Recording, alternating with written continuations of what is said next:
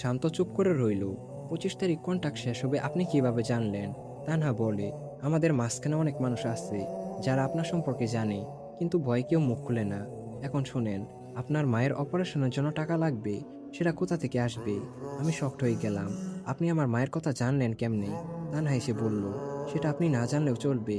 এখন সোজা কথা শোনেন, মিরপুর রাতে একটাই টুর্নামেন্ট হয়। আপনি আমার হয়ে গেম খেলবেন, টাকা পয়সা যা লাগে সব আমি দিব। আমি মনে মনে ভাবলাম, যদি না করি তাহলে টাকার অভাবে আমার মায়ের অপারেশন হবে না। তাই আমি বললাম, কোথায় আসতে হবে? তানহা লোকেশন পাঠিয়ে দিল আর বলল, রাত 2টায় আসবেন। আমি দুপুর থেকে তেমন কিছু খাই নাই, তাই রাস্তার পাশে একটা হোটেলে ঢুকলাম।